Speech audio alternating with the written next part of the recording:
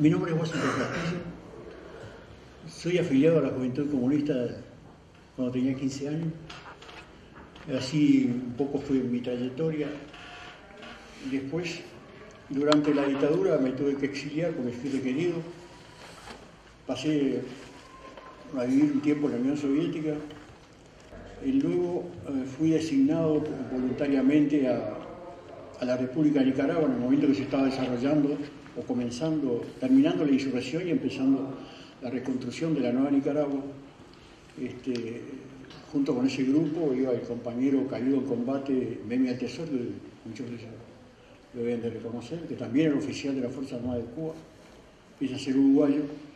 Eso está en el libro, lo digo por las dudas, está en el libro de Fidel, donde Fidel habla, dice La paz en Colombia, dice había 8 oficiales del Partido Comunista Uruguayo, oficiales de carrera, que fueron integrados a ese grupo para reconstruir o crear las nuevas Fuerzas Armadas de Nicaragua.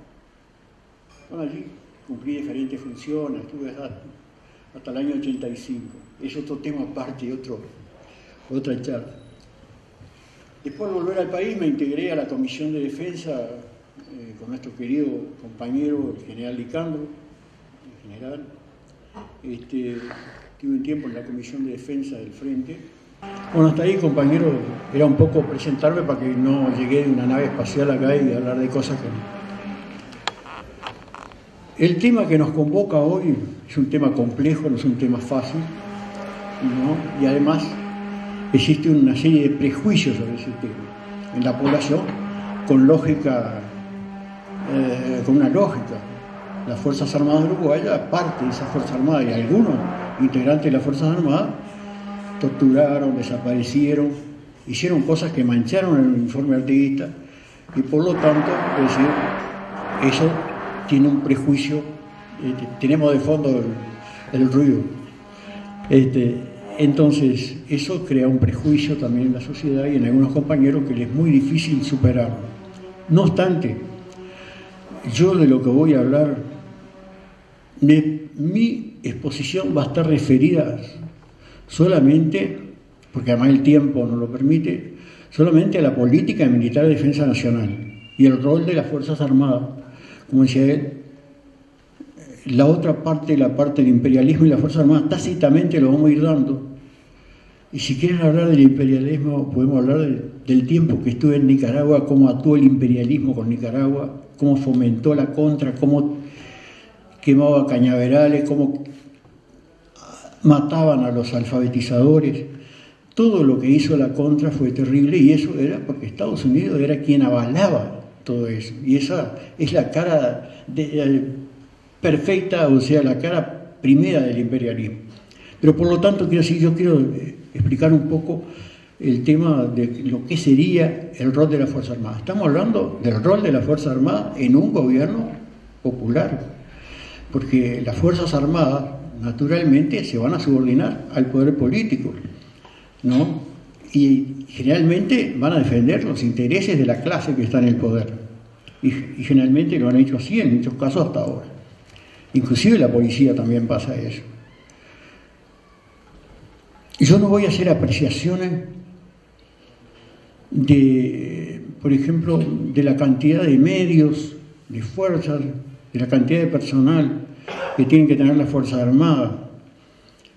Primero porque no me corresponde, no estoy en condiciones de hacerlo, porque eso es una tarea del Estado Mayor de la Defensa, de los Estados Mayores Divisionarios de la Fuerza Armada, que tienen esa tarea. Es una de las primeras tareas, hacer una apreciación del personal. Entonces, por lo tanto, yo me voy a dirigir más al carácter doctrinario de la defensa nacional. Está bien, bueno, cuando hablamos de Lenin, que decimos el tema de Lenin, también hay que recordar el aporte de Lenin a todo ese proceso de la Revolución de Octubre, cómo se logra integrar a las Fuerzas Armadas rusas que habían participado en represiones brutales como en 1905, ¿no? Y luego, rápidamente, en el 17, se pasan al lado de la revolución. Y hay una cosa que Lenin dice en las tesis de abril, para tener en cuenta y tocar el tema a la pasada. Lenin decía, no hay mejor democracia que el fusil en el hombro de los obreros. Y esa era una lógica. No es la situación que estamos viviendo hoy en nuestro país, por las razones de cómo funciona el sistema democrático en nuestro país, cómo alcanzamos, cómo llegó al poder la izquierda y cómo tiene posibilidad de llegar, o sea, a través de la vía electoral, con una constitución determinada, con reglas propias de este sistema. Por lo tanto, es decir, eso es otra cosa, ¿no? Pero, no obstante, si no participa el pueblo en general, si no participa la población en general, la defensa no existe, o sea, ante las posibilidades de una agresión. Entonces, debemos de, para dirigir, nosotros, para hablar de este tema, que además me gustaría, más que nada las preguntas de ustedes y intercambiar, es, primero, cuando hablamos de defensa tenemos que aprender, ¿qué queremos defender? ¿No? ¿Qué es lo que queremos defender en nuestro país? Algo tenemos que defender, ¿no? Porque a veces hay gente que dice, no, pero ¿para qué queremos Fuerzas Armadas? ¿Quién nos va a hacer algo? Es decir, algo tenemos para defender. Después, ¿cuál es el escenario estratégico actual? ¿Cómo se está moviendo el mundo actual en el cual nosotros vamos a hablar de este tema? ¿De quién y quiénes son, de quién y quiénes debemos defendernos? ¿De quién nos debemos defender? Eso también se plantea, ¿no? ¿Cuándo nos vamos a defender? ¿Dónde nos vamos a defender? ¿En qué lugar? El espacio que nos vamos a defender. ¿Cuál es el marco jurídico que ampara toda la actividad de la defensa nacional? ¿Cómo se ejecutarán?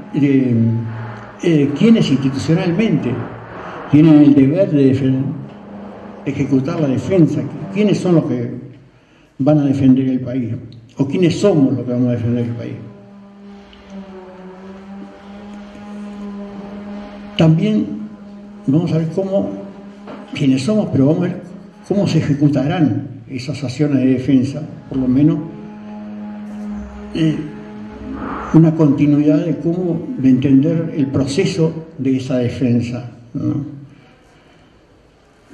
Y por último vamos a ver cuáles son los factores que afectaría, que sería necesario desarrollar para que la defensa de nuestro país y de nuestras Fuerzas Armadas y el pueblo sea efectiva. Cuando decimos qué tenemos que defender, qué debemos defender, bueno, la soberanía, la independencia, proteger y conservar los recursos estratégicos, conservar la integridad del territorio nacional, proteger el mar territorial y sus recursos, controlar y proteger el espacio aéreo, controlar y salvaguardar el ciberespacio y proteger el sistema democrático y de paz de la República. Eso dice, en general, ese es el planteo, ¿no?, que está planteado en los propios materiales de nuestro gobierno anterior. En cuanto al segundo punto, que es el escenario en que nos encontramos, es muy extenso hablarlo, pero sí, yo voy a tratar de sintetizar esto. A nivel global, la situación hoy se caracteriza por la inestabilidad y el reducido grado de certezas, o sea, de las cosas. Diversos factores y amenazas componen la realidad que estamos enfrentando. La disputa de Occidente contra Rusia a través de la guerra que se desarrolla en territorio y con recursos humanos ucranianos, pero que el objetivo principal y declarado es China, sobre todo, es China. Entonces, eso también puede ir cambiando los parámetros de cómo vamos a recibir nosotros esto acá. También sabiendo que esa guerra está a un tris a veces de ser una guerra nuclear, porque se está jugando con ese problema cuando se incrementan o se tiran bombas de racimo que solamente afectan a la población civil y que pueden quedar de por vida en el terreno, una cosa que está prohibida, ¿no? Y cuando toda la OTAN y todos los países europeos están tratando de meter armas, fogonear, a un país que está derrotado militarmente, que es Ucrania, ¿no? Va a poner hasta el último ucraniano, como dijo bien, pero es lamentable, la guerra es una cosa dolorosa que no debería existir. Sin embargo, es fogoneada porque eso está aumentando las ventas de armamento, está mejorando, y además el objetivo de desgastar y desangrar a Rusia, que ya lo habían planteado en algunos documentos los americanos. Es otro tema, el tema ese es mucho más apasionante, ¿no? Así Gerardo me da una mano ahí. Entonces, estamos pasando de un mundo unipolar, del mundo unipolar que se creó después de la caída de la Unión Soviética, la caída del muro, estamos pasando de ese mundo unipolar a un mundo multipolar debido a que Estados Unidos tampoco es el gran triunfador de estas operaciones. Entonces, ya ha perdido la hegemonía mundial, el dólar no es la principal moneda, ¿no? Y están creciendo vertiginosamente los BRIC, ¿no? Ese acuerdo comercial no y financiero, en lo cual se encuentra Brasil, Sudáfrica, Rusia, China, ¿no? Y ahora se quiere incorporar a Argentina y rápidamente quieren incorporarse a otros países, cosa que esto está debilitando las políticas del imperialismo y sobre todo para América Latina. A nivel regional, si lo traemos, vamos bajando, a nivel regional los países de América no son ajenos a estos acontecimientos y hay permanentes intentos de involucrarlo. Yo hablaba recién con un compañero, por ejemplo, en las dos conferencias de la CECLA hubo dos presidentes que fueron destinados operativamente a hacer fracasar la conferencia de la CELAC, ¿no? Y cuando llegaron allá a Moldavia, que fue la otra reunión, ahí cambiaron el eje totalmente. Lo que se trataba era tratar de unir, de presentarse como bloque ante la Comunidad Económica Europea, y fueron a sabotear directamente porque fueron a cambiar el eje poniéndolo de Venezuela, Cuba, lo de Nicaragua como eje, cosa de descentrar para que después los medios de todo el mundo dijeran, mire, hay presidentes, están todos en contradicción porque si no se resuelve la libertad en Cuba y en Venezuela y allá, entonces eso no va a caminar. Pero esa es la operación de Biden, porque las mismas palabras dijo Biden. Entonces es lamentable que pase, pero bueno, pasa. Por lo tanto, y además el objetivo de todo eso era tratar de involucrar y de mezclar a América Latina, que ha tomado distancia, con el tema de esa guerra, porque ese también es el objetivo, de que América Latina participe, porque ya están viendo que el patio trasero no responde. Entonces esas son las cosas, y lamentablemente siempre van operadores a cumplir esa función. Después los usan y los tiran, después algunos terminan en Miami como Guayas. También estamos viendo, en América Latina no tenemos todo el lado nuestro. Hay desequilibrio en algunos gobiernos, hay, por ejemplo, el crimen organizado, el narcotráfico, están desestabilizando. Sería interesante seguir la situación de Colombia en estos días. Están desestabilizando los gobiernos. Esos gobiernos de izquierda ya van a veces con el germen de su propia destrucción o de su propia caída, que puede ser muy larga y definitiva. No nos olvidemos que en Europa la izquierda tenía un poder enorme después de la Segunda Guerra Mundial y sobre todo los partidos comunistas. Y eso, por adentro, con tiempo lo fueron comiendo. Hoy simplemente son referencias, ¿no? Inclusive los grupos más fascistas han llegado a obtener el poder en algunos países como en Italia. Entonces, algunos gobiernos de corte popular están siendo desestabilizados. Y además, los intentos de golpe en Bolivia, el intento contra Venezuela, etc. Y tenemos el caso de Perú, con un gobierno de facto, con una dura represión. Entonces, todas esas cosas son realidades que las tenemos que evaluar para cómo se mueve ese mundo. También no está todo comprado, que en Argentina el gobierno puede caer. Digo, ¿no? Yo lo digo esto, cuidado que hay mucha gente escuchando y diciendo, pero yo Por lo que veo, hay un trabajo muy fuerte en la derecha, y si no hay unidad, no, es muy difícil. Trabajan fuerte, con una deuda que los acorraló y los sacó de todo. Pero bueno, es otro tema aparte. A nivel local, o sea, nos referimos a Uruguay, es una probabilidad, un nuevo gobierno es una posibilidad, pero con una situación totalmente distinta a la del 2005.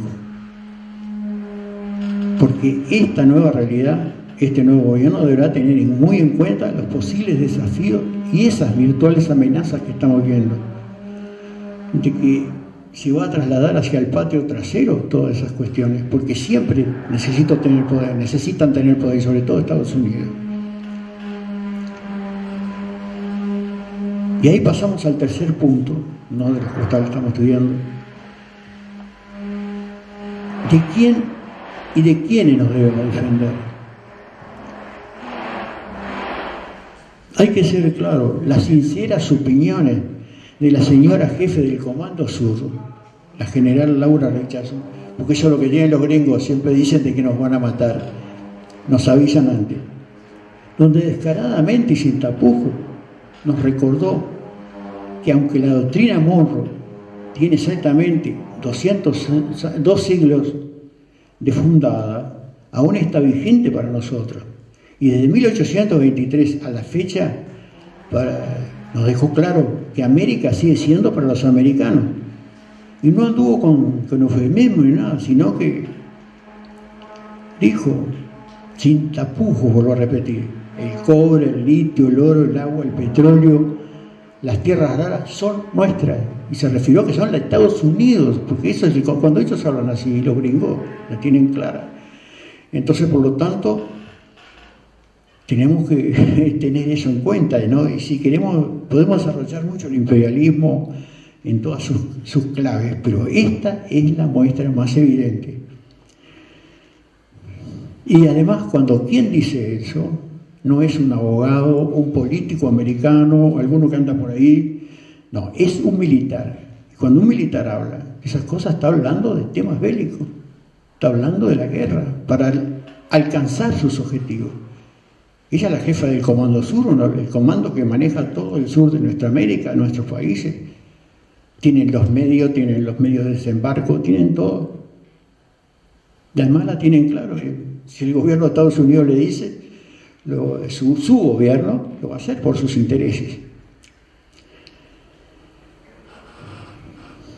Y es de esperar entonces para América Latina una conducta histórica del imperialismo, que ha sido siempre consecuente. Se mueven, van, vienen, tienen derrotas, pero cuando continúan siempre en una dirección. Y esa es muy larga. El tiempo, esos temas, son muy extensos, no son de discusiones tan claros, pues están bien definidos, y demostrado, pero si el tiempo hoy no nos da y el objetivo de esta reunión hoy no es de esta charla. Algunos indicios regionales que hay que tener en cuenta. Tanto Estados Unidos como Europa, e inclusive China, que lo hace desde otro punto de vista, se están moviendo las piezas. Y se están moviendo las piezas de forma que podían crearse o configurarse situaciones de conflictos regionales, de conflictos internos, de conflictos entre países, de conflictos que a veces empiezan por temas raciales, por temas simplemente étnicos, ¿no? Como puede pasar en Chile, empiezan por ahí, pero después Estados Unidos fogonea a uno, fogonea al otro, y después aparece como el mediador, pero sacando su gran tajada. Eso es una cosa que tenemos que tener en cuenta. Y ahí caemos a las hipótesis de conflicto, las hipótesis probables. A veces hablamos con algunos compañeros, lo escuchamos, gente con buena fe en una charla de boliche, que dicen, bueno, acá en Uruguay, ¿quién nos va a atacar? Pero además si nos atacan, ¿Cuánto vamos a durar? 2 horas. Con lo que tenemos acá, con estos médicos. Entonces, esa es la concepción, y es una concepción errónea. Podemos decir que una concepción es irresponsable cuando hablamos de posiciones de gobierno o de posiciones políticas. ¿Por qué? Porque nosotros podemos decir hoy, ¿es probable un conflicto militar en Uruguay? Hoy, ¿podemos una agresión militar? No, no es probable, no tenemos pruebas, o sea, no es probable. Ahora, si pasamos a la otra hipótesis, ¿es posible? Tomando como base la conducta histórica del imperio, más el conjunto de factores e intereses en juego hoy, más los indicios antes señalados, podemos asegurar que es posible, existe la posibilidad. No podemos hacer una cosa aparte. Entonces, si esa posibilidad existe, requiere una alerta, una mayor preparación para ello, ya que en los temas de defensa, y sobre todo cuando se trata de la defensa militar, esta no puede ser fruto de la incertidumbre o de las improvisaciones. Porque no se puede a último momento decir, bueno, esto requiere un tiempo de preparación, de entrenamiento, tener las herramientas adecuadas para ello. Uruguay no puede descartar una intervención militar directa en su territorio, sobre todo con fines geoestratégicos. A veces no tanto por los objetivos que están sobre él, sino con objetivos geoestratégicos, como la entrada al Mercosur, debido a sus amplias playas, que cualquier militar, si aquí lo hubiera, lo sabe, son fáciles para el desembarco, y una de las cosas principales porque permite bajar los vehículos directamente a la playa y continuar. Las vías de comunicación de nuestro país son muy buenas. El territorio es poco accidentado. Es un territorio poco accidentado, o sea que facilita el movimiento de tropas. Los ríos, hay muchos ríos navegables con gran capacidad de navegación, y además se pueden conectar con la hidrovía, que es uno de los grandes objetivos que tienen. Entonces, y de ahí acceder a otros países, a otros estados, con el fin de alcanzar el litio, esto, lo otro, todo lo que dice esta compañera. Entonces, ese tema, yo creo que nosotros, por lo tanto, no debemos de descartarlo. O sea, esos objetivos, desde el punto de vista militar, son objetivos tácticos operacionales, que va directamente contra la soberanía de otros pueblos. Evidentemente, para determinar las hipótesis de conflicto en nuestro país, nosotros, durante nuestro gobierno, inclusive con algunas cosas que no las entienden, otros las entienden, creamos el Sistema Nacional de Inteligencia Estratégico, que hoy es un adorno, una cosa para recopilar cierta información, pero el Sistema de Inteligencia Estratégico tiene una gran importancia para poder determinar las hipótesis de conflicto, porque a partir de esas hipótesis de conflicto es que nosotros debemos actuar, ¿no? Paró la máquina, parece. Entonces, ¿cuándo nos vamos a defender? ¿Cuándo nos vamos a defender militarmente? Que no lo queremos.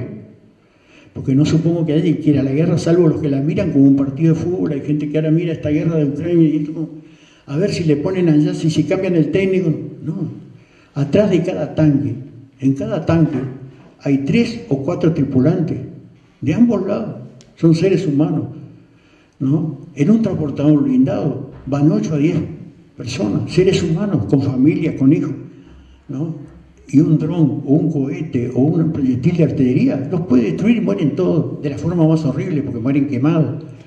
Entonces, esas cosas no podemos pensarlas que lleguen, deseamos que no lleguen, pero si queremos que esas cosas no lleguen, también debemos estar preparados, ¿no? Y tenemos que tener capacidad de disuadir a un posible agresor, que ese agresor sí, eso no le importa, porque los hijos de Joseph Borrell ni de von der Leyen no van a las guerras, y a ellos les viene cómo seguir fogoneando esas guerras. No hablan nunca de paz, como lo dijo Lula. Entonces, pero atrás de eso está eso, y nosotros no pretendemos, pero sí No podemos ser tan ingenuos de no estar preparados y de creer que, bueno, no, si acá nunca pasó nada. No, ojalá no pasara nada.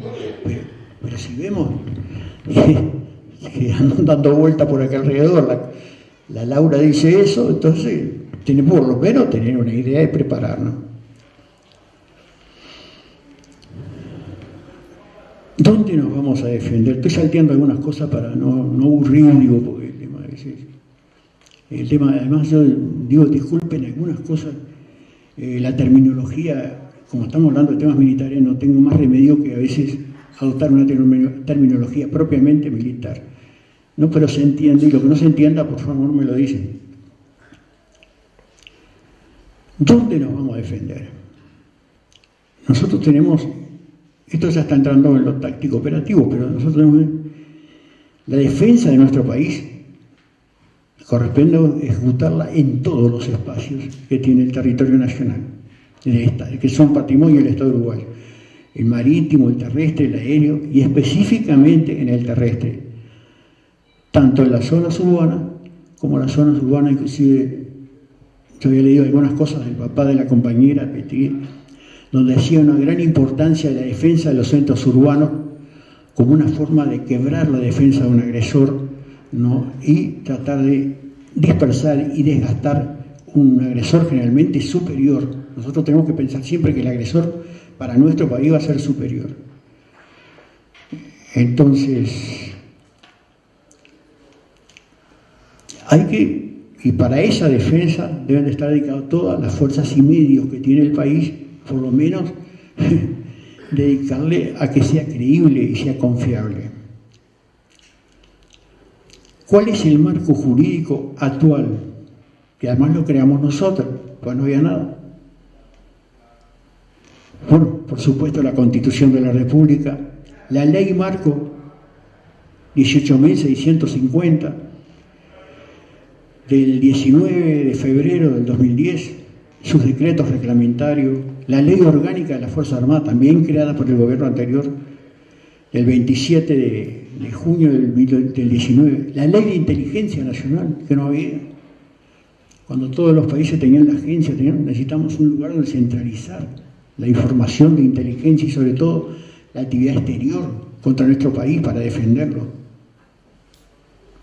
Porque la inteligencia son los ojos y oídos para defender el país. No podemos pensarlo en la inteligencia en los planos que se hacía durante la dictadura, pues si caemos ahí, caemos para atrás 50 años. Pero tenemos que saber que necesitamos eso para poder operar y para poder defendernos. Por lo menos para saber de qué vamos a morir. Entonces ese sería el marco. Después dije la ley de inteligencia, también está una ley de educación policial y militar que creamos nosotros.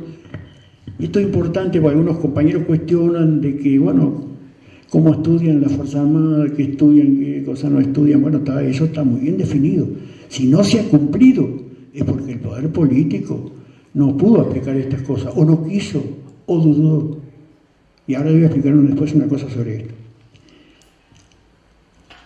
La política de defensa nacional, según el artículo 1 de la ley, lo voy a leer brevemente, la ley 18.650, ley marco promulgada el 19 de febrero del 2010, dice: la defensa nacional comprende el conjunto de actividades civiles y militares, y ahí estamos, civiles y militares, dirigidas a preservar la soberanía, la independencia de nuestro país, conservar la integridad del territorio y sus recursos estratégicos, así como la paz de la República en el marco de la Constitución y las leyes, contribuyendo a generar las condiciones para el bienestar social de la población.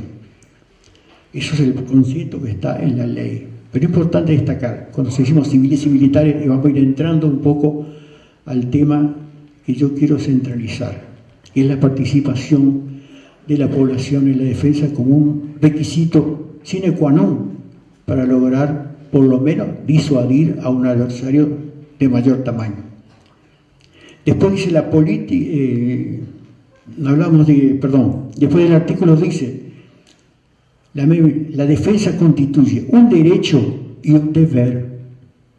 Es un derecho de los ciudadanos uruguayos y además un deber. Nadie puede decir, Mirarla, bueno, no, que se arreglan allá los milicos. Entonces, no, es un deber de todos nosotros.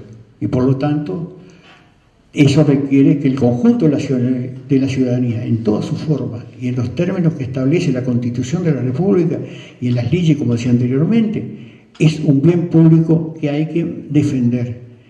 Y tiene una función esencial, permanente e indelegable, además integral del Estado.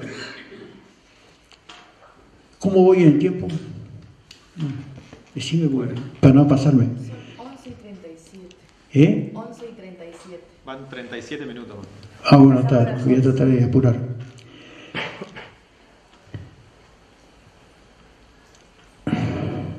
Claro, la política de defensa en general, la política general de defensa debe tratar justamente, empieza ahora. Empieza cuando empezamos a defender las empresas del Estado, las empresas de comunicaciones, las empresas de energía, las empresas de combustible. Si no tenemos eso, no tenemos base para organizar la defensa, porque no tenemos capacidad. Y estoy hablando ya de los términos operativos. Y también algunas estructuras de carácter estratégico que son fundamentales, que no pueden estar ni en manos privadas ni de nadie, sino que el Estado, que son los puertos y los aeropuertos. Vamos a la política militar de defensa. En caso de una agresión armada y en legítima defensa, la República Oriental del Uruguay se reserva el derecho al uso de la fuerza militar para restablecer todo lo que se compromete a preservar la ley de defensa. Debemos entender la política militar de defensa como la continuación de esa política, por otros medios, como ya está establecido. O sea, en un conflicto el país puede ser bloqueado económicamente en base a sanciones, puede ser agredido. Cuando el escenario de acciones diplomáticas, que es el que vamos a intentar desarrollar, y otros escenarios, y el disuasivo se terminan, fracasa esa capacidad de disuasión, y el adversario continúa con su plan de agresión, nos podrá estar obligando a pasar de un escenario propiamente pacífico al escenario militar.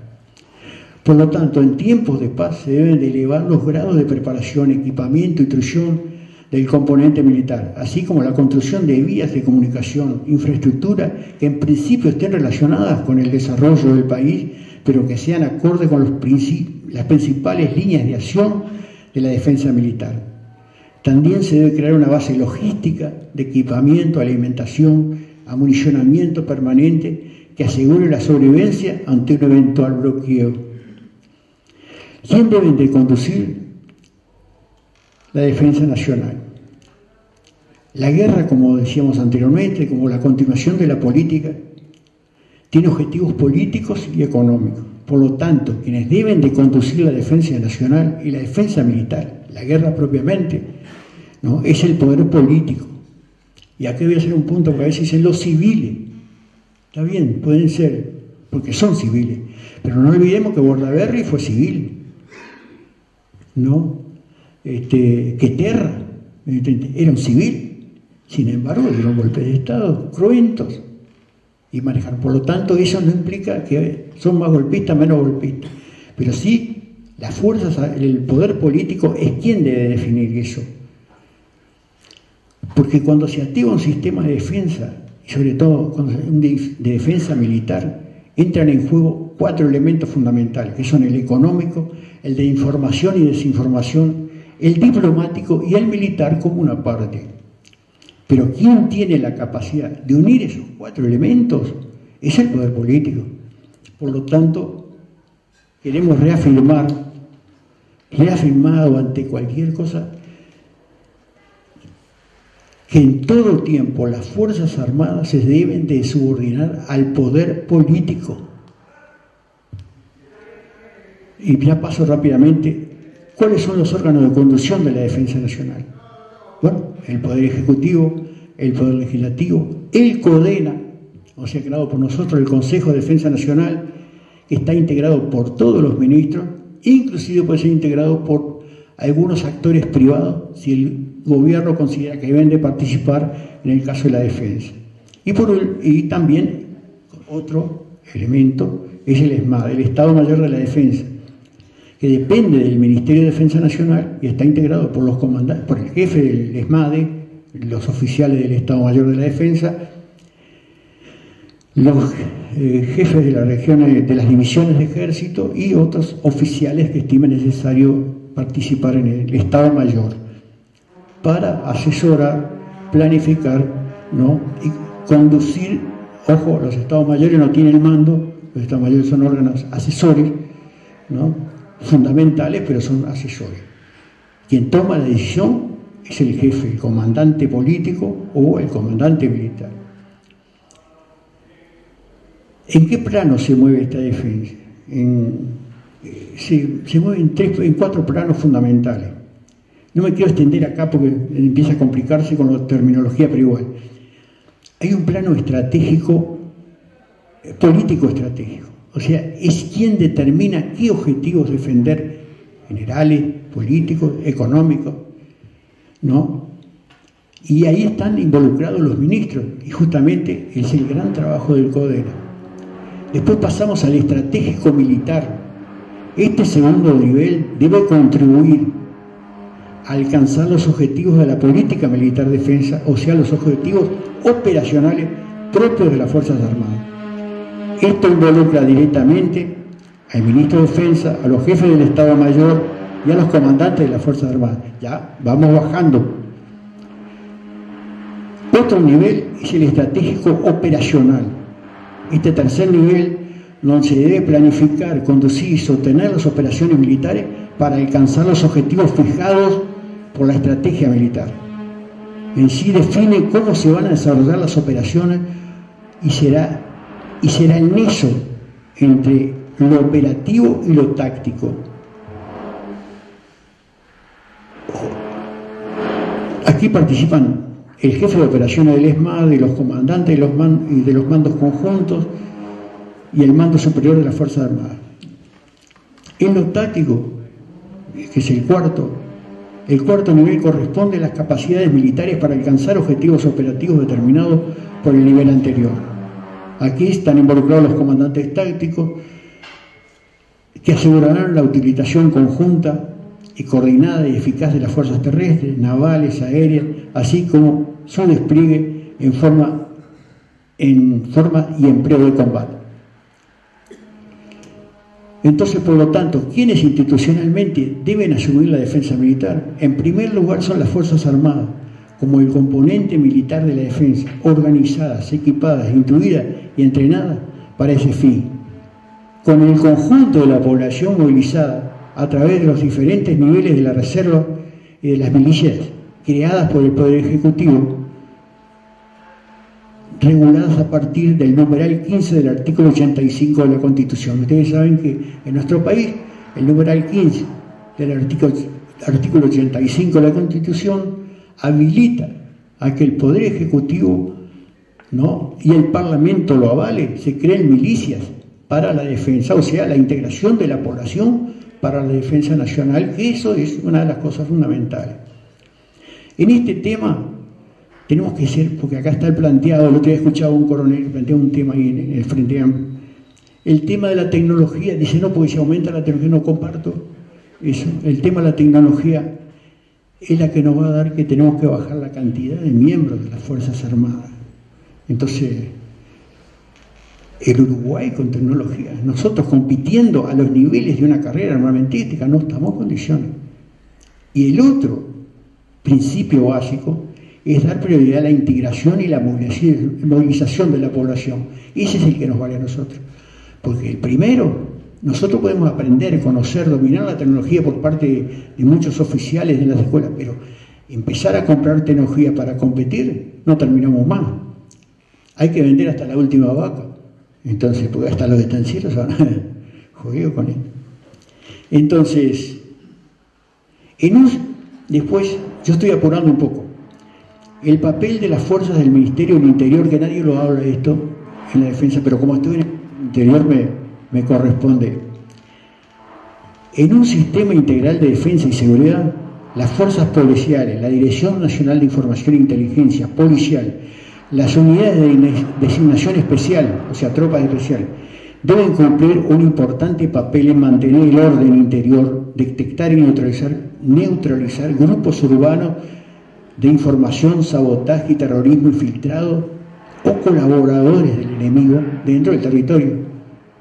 Y eso lo hace. Cualquier adversario, antes de atacar, va a tratar de infiltrar el grupo, que le informe, todo eso va a buscar Se cortó la corriente, por suerte, porque si no nos quedamos sin luz. Pero el de ahí no sé, ¿no? Sí. Y este no se puede usar, el que está. No prende, me parece más cómodo. Siempre está en reserva. Eso es importante, la reserva. Siempre. Entonces decíamos que el Ministerio del Interior tiene esa tarea. Así como la Dirección Nacional de Bomberos, en conjunto con el Sistema Nacional de Emergencia, sofocar incendios, atender y rescatar víctimas de derrumbes producidos por las bombas, etc. Lamentablemente, si entramos en ese tema de la guerra, eso pasa.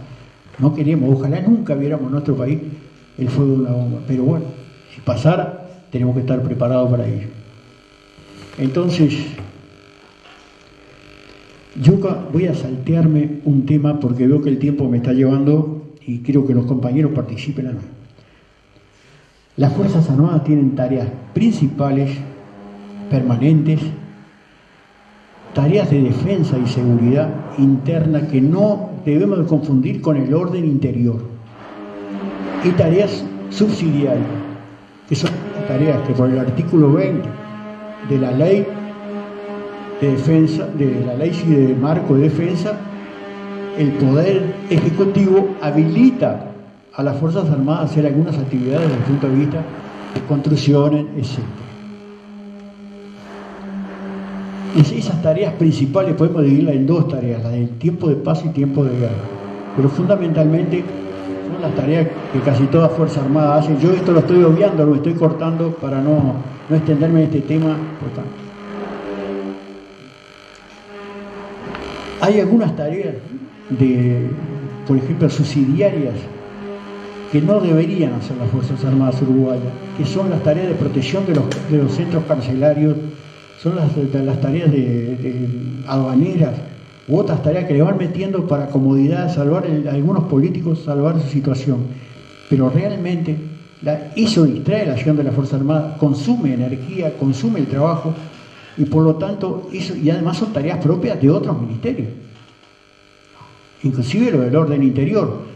Si bien en algunos momentos las Fuerzas Armadas pueden colaborar cuando se le va de las manos, porque eso tampoco debemos atarnos las manos, cuando aparece un grupo fuerte de narcotraficantes armados con lanzacohetes allá robados en Ucrania, como está apareciendo en México, es lógico que nosotros no tenemos más remedio que involucrar algo de las fuerzas militares, porque no podemos atarnos y no, nosotros tenemos que defender el territorio nacional y defender a nuestra gente, y después a partir de eso hablamos. Entonces, yo voy ya terminando un poco y voy al eje del tema, al centro, de cómo debemos defendernos. Existen algunos tipos de las operaciones tradicionales por las cuales nos defender. Operaciones convencionales. ¿Están dando? Bueno, por lo menos está el de reserva, que eso siempre. Entonces, nuestras Fuerzas Armadas, porque como todas las Fuerzas Armadas del mundo la tienen, tenemos operaciones convencionales, que son aquellas operaciones tácticas que se ejecutarán con las fuerzas y medios que tengan a disposición, y la acción abierta, o sea, es una acción abierta, coordinada y conjunta de las tres fuerzas, tanto en el territorio nacional como también, si viene golpeando un enemigo, también podemos hacerlo en el territorio del adversario, con la finalidad de imponer nuestra voluntad, hasta detener, rechazar o derrotar la ofensiva del enemigo y restablecer el territorio nacional agredido.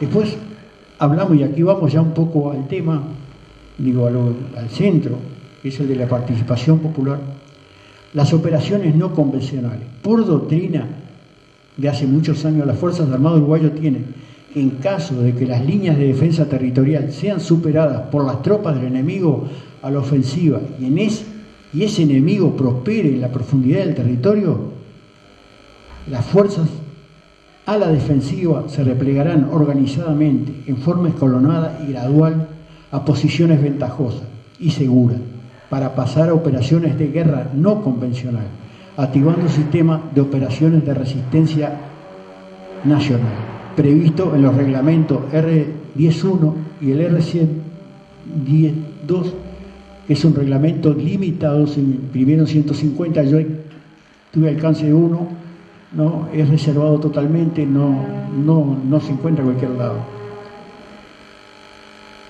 Las operaciones no convencionales se componen a la vez de las operaciones de resistencia nacional y las operaciones especiales.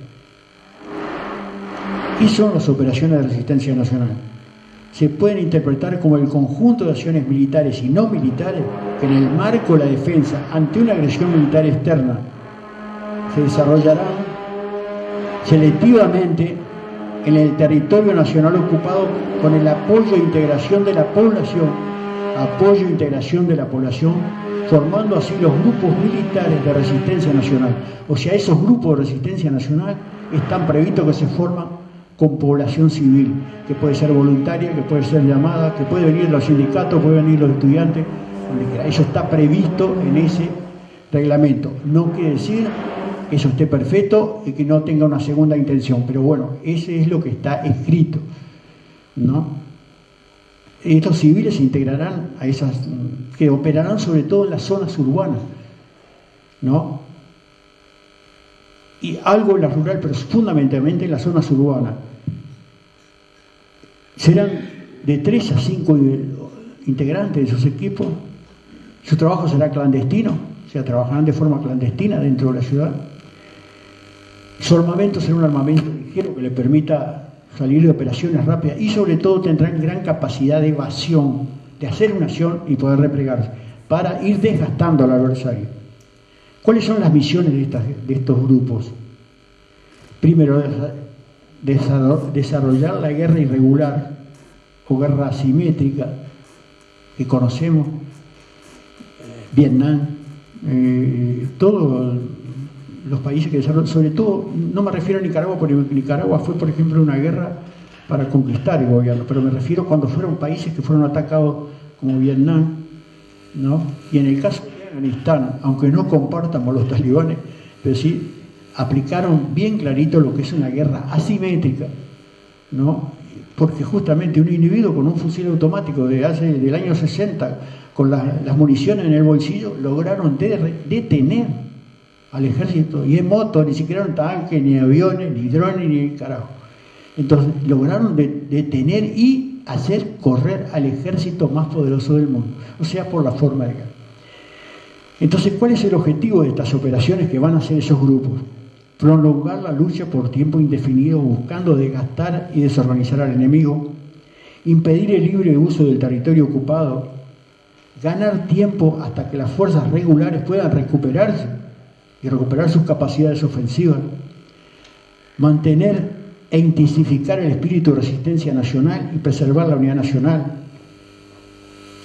Y ahí, bueno, hay muchos más, pero bueno, yo no quiero extenderme solo, pero para que ustedes tengan la idea, cuál es la idea de esos grupos, ¿no? Que justamente harían un trabajo irregular, sorpresivo. La sorpresa es la base de eso, el adversario no puede preverlo, ¿no?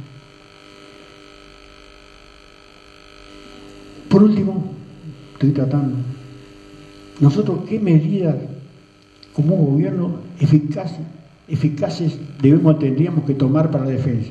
Primero, garantizar la conducción política de las Fuerzas Armadas. Y aquí me voy a tener un minuto. Nosotros tuvimos un gobierno durante 15 años. Sin embargo, hay muchos compañeros que dicen que las Fuerzas Armadas tienen autonomía. Bueno, compadre, si las Fuerzas Armadas tienen autonomía, es problema nuestro. Porque costó mucho recuperar la democracia, muchos desaparecidos, muchos muertos.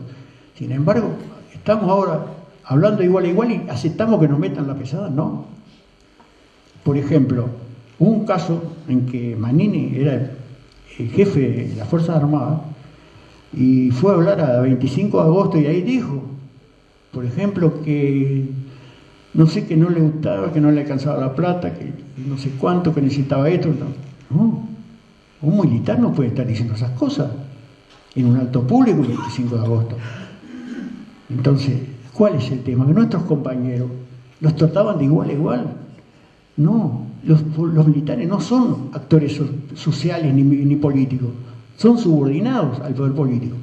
Y ese compadre que fue a hablar ahí, lo primero que tenía que haberse presentado al ministro, que lo conocía, muy buena persona, un compañero allá de Durazno, ¿cómo se llama? Melendi, excelente compañero, falleció. Pero ese tenía que haberse presentado al ministro, y el ministro, a ver qué va a decir detrás. El ministro mire y dice, no, esto no lo ponga, esto no lo ponga. ¿Qué va a hacer Milico? Sí, señor, sí. Y media vuelta y va a decir lo que dice Milico. Pero no que va, porque después nos agarran el punto que nosotros... No es democrático. Y es un error hablar cuando se habla de democratización de las Fuerzas Armadas, ahí está el error. Una cosa es que estén integradas al sistema democrático, otra cosa es que sean democráticas en la interna. No pueden ser democráticas, porque justamente avalaríamos este tipo de cosas. Mañana se juntan 20 milicos con fusiles y dicen, bueno, quiero el gobierno, no me gusta esto, no lo hago. No, están subordinadas y por lo tanto no son, el funcionamiento no puede ser democrático. Entonces esa es una de las cosas. Tenemos que pensar, cumplir las leyes y reglamentos vigentes. Porque voy a contar otra anécdota breve de un compañero que dice que pasaban por la casa, allá en 33, pasaban por la puerta los milicos gritando contra el Frente Amplio. ¿Qué hay que hacer? En este gobierno, en este y en el anterior, denuncia, compadre. Es un delito. Artículo 77 de la Constitución. ¿Qué gritó? ¿Sí? Bueno, ahí tiene un jefe. Pero esas cosas, tenemos diputados del Frente, ¿para qué los tenemos? Digo, no los estoy criticando porque no es mi función. Digo, pero justamente están para eso. ¿Cómo? ¿Sí? Señor ministro, mire, acá tengo una denuncia. Y si no, a la justicia, y si no, donde sea. Pero no pueden ser, los militares tienen que tener, y los reglamentos militares dicen bien claro ese tipo de cosas. No pueden hacer ese tipo de actividades. Y por lo tanto, debemos hacer cumplir esos reglamentos.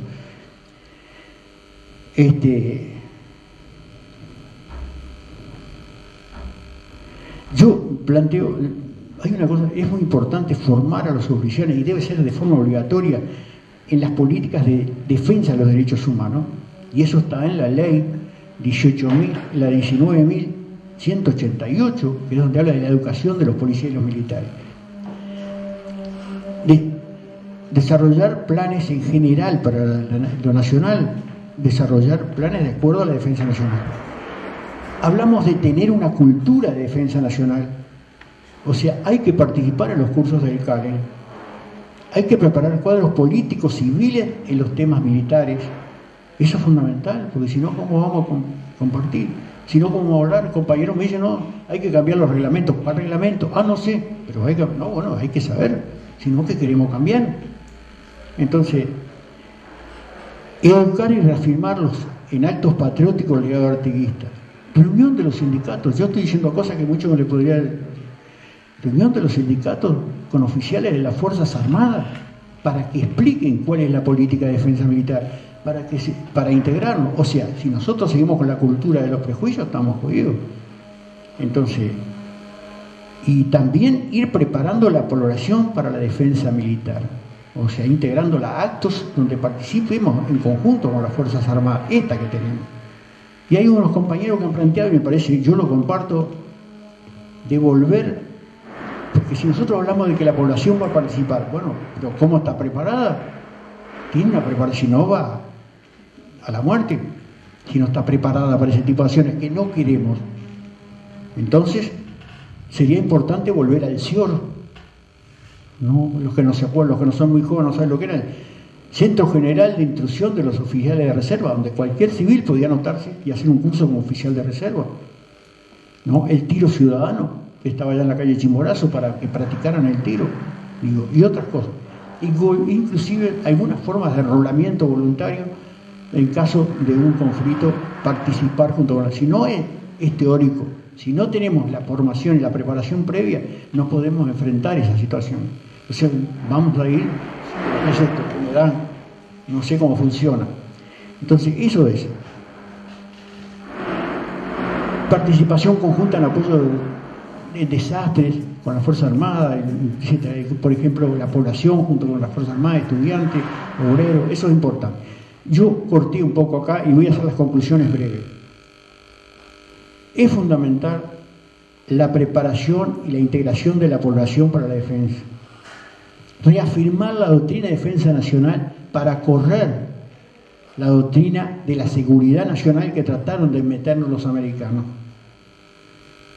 Adecuación del equipamiento que tiene la Fuerza Armada, el tipo de guerra posible no lo podemos desarrollar acá. Hoy yo, si fuera otro tema aparte, lo podemos hablar más o menos lo que yo opino que podrían tener, pero para eso están los estados mayores, ¿no?, actuales, para tratar de definir qué tipo de armamento necesitan. Aplicar los mecanismos institucionales para la... Bueno, eso es lo que estamos hablando, del CIOR y eso. Bueno, y en la... Perdón, estaba haciendo... Hay que desarrollar una cultura de defensa, eliminando los prejuicios, para poder sí integrar realmente a la población a la defensa nacional. Hay que recordar, el chino, general chino, medieval, Sun Tzu, en su obra El arte de la guerra, que muchos lo habían leído, yo estoy seguro que Gerardo la leyó. Entonces, ¿qué decía el general Tzu? Y terminé. Las batallas se ganan antes de que comience. Y eso es lo que nosotros tenemos que tener si queremos tener un país independiente. Las batallas se ganan antes de que comiencen. O sea, se ganan en la preparación. He concluido, compañeros. Gracias por escucharme.